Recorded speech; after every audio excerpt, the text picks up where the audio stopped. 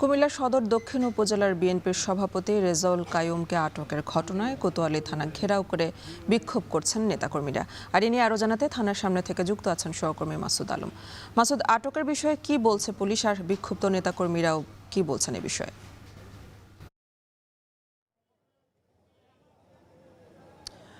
এনে আজকে দুপুর 12টায় মূলত শাসনগাছার যে নিজ বাসভবন আছে সেখান থেকে সদর উপজেলা বিএনপি সভাপতি রেজাউল কাইয়ুমকে জিজ্ঞাসাবাদের জন্য আটক করে কুমিল্লা কোতোয়ালি থানায় আনা হয়।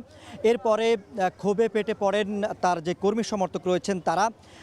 এক পর্যায়ে তারা কোতোয়ালি থানা এলাকায় সড়ক অবরোধ করে এবং থানা ঘেরাও করে তারা বিক্ষোভ শুরু করেন। এখন পর্যন্ত নেতা কর্মী এবং কর্মী সমর্থকদের অবস্থান রয়েছে। তবে কী কারণে বা কী ধরনের অভিযোগে তাকে আটক করা হয়েছে, আটক করে থানায় আনা হয়েছে, এই বিষয়ে আমরা বেশ কয়েকবার থানা পুলিশ এবং ঊর্ধ্বতন যারা কর্মকর্তা রয়েছেন তাদের সঙ্গে আমরা যোগাযোগ করেছি। তারা সুনির্দিষ্ট কোনো অভিযোগের কথা আমাদেরকে বলতে পারেনি। তবে আমরা দায়িত্বশীল যারা রয়েছেন তার সাথে যারা রাজনীতি করেন, উপজেলা বিএনপি সাধারণ সম্পাদক বা এই ধরনের নেতাকর্মীদের সাথে কথা বলেছি। তারা বলছেন যে চাঁদাবাজির অভিযোগে মূলত হচ্ছে ওনাকে আটক করে থানা আনা হয়েছে। তবে যে অভিযোগে আনা হয়েছে এগুলো আসলে ভিত্তিহীন। তারা বলছেন যে রেজাউল করিম তিনি পরিষ্কার রাজনীতি করে থাকেন, তার সাথে চাঁদাবাজির যে অভিযোগ সেটি একেবারেই তারা অস্বীকার করছেন নেতাকর্মীরা। তবে আমরা এখানকার যারা কর্মী সমর্থক রয়েছেন তারা বলছেন যে তারা যতক্ষণ পর্যন্ত রেজাউল কাইয়ুমকে না ছেড়ে দেবেন সে পর্যন্ত তারা থানার সামনে তারা অবস্থান করবেন। এর আগে আমরা দেখেছি যে এই ঘটনায় তার যে এলাকা শাসনগাছা সেখানে কুমিল্লার যে সবচেয়ে বড় বাস টার্মিনাল রয়েছে আপনার শাসনগাছা বাস টার্মিনাল, সেখান থেকে ঢাকাগামী বা অন্য যে রুটে গাড়ি চলাচল করে সব রুটে কিন্তু তারা চলাচল বন্ধ করে দিয়ে অবরোধ করেছিলেন ঠিক দুপুর 12টার পর থেকেই। পরবর্তীতে বিকেল 3টার পরে যা স্বাভাবিক হয় বাস চলাচল, এখন কিছুটা স্বাভাবিক রয়েছে। তবে আমরা দেখেছি সেখানকার মানুষের দুর্ভোগ এবং যাত্রীদের দুর্ভোগ, এখানেও দুর্ভোগ রয়েছে। এই যে থানার সামনে যে জায়গায় সড়কটি রয়েছে যেখানে তারা অবস্থান করছেন সেখানে এখানকার রাজগঞ্জ থেকে বা অন্য সড়কগুলোতে মানুষ যাতায়াত করতে গিয়ে খুব ভোগান্তিতে রয়েছেন।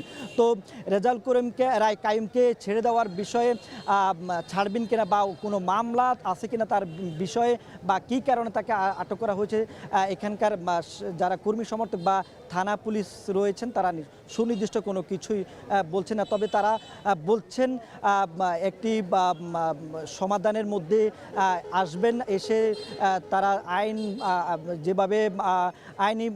যেভাবে তারা কার্যকর সে বিষয়কে তারা কার্যকর ব্যবস্থা নিয়ে মূলত হচ্ছে পরবর্তী পদক্ষেপে তারা যাবেন।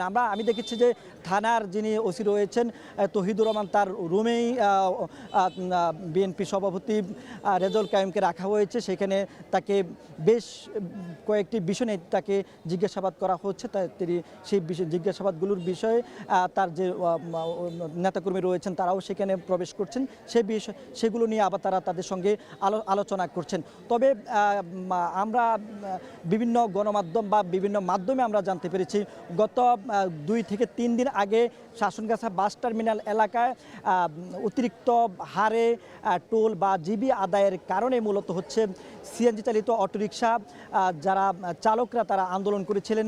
শাসনগাছা বাস টার্মিনাল থেকে ব্রাহ্মণপাড়া যে সড়কটি রয়েছে সেই সড়কে যারা সিএনজি চালিত অটোরিকশা চালক রয়েছেন তারা আন্দোলন করেছেন। কারণ হচ্ছে যেখানে নির্ধারিত জিবি জেলা পরিষদের সেই তুলনায় অতিরিক্ত জিবি আদায় বা চাঁদা আদায় করার কারণে তারা সেই আন্দোলনটা করেছেন। পরবর্তীতে তাদের আন্দোলন থামানোর জন্য বা মানুষের দুর্ভোগ লাঘবের জন্য বুড়িচং ব্রাহ্মণপাড়ার যিনি এমপি সংসদ সদস্য রয়েছেন কুমিল্লা 5 আসনের তিনি জসিম উদ্দিন তিনি এসে পরবর্তীতে সে পরিস্থিতি নিয়ন্ত্রণে আনেন বা সে পরিস্থিতি স্বাভাবিক করেন। স্বাভাবিক করার পর পরবর্তীতে আজকের এই ঘটনা। তো এই বিষয় নিয়ে কুমিল্লার এই যে বিএনপি রাজনীতি বা নানান ধরনের আলোচনা এখন উঠে আসছে বা আমাদের সামনে আসছে। তবে রেজাউল কাইয়ুমকে আসলে কি ছেড়ে দিবেন কিনা বা কোনো মামলা তাকে গ্রেপ্তার দেখানো হবে কিনা বা কি বিষয়ে কোনো অভিযোগে তাকে আটক করা হয়েছে এই বিষয়ে পুলিশ আমাদের সাথে ব্রিফিং করা পর্যন্ত আসলে আমরা সেটাই নির্দিষ্ট কোনো কারণ স্পষ্ট করে বলতে পারছি না। তো এই ছিল কুমিল্লা থেকে সবশেষ এনে। কুমিল্লায় বিএনপি নেতা আটকের ঘটনায় থানা ঘেরাও করে রেখেছে নেতাকর্মীরা, আর সে খবরই জানাচ্ছিলেন সহকর্মী মাসুদ আলম।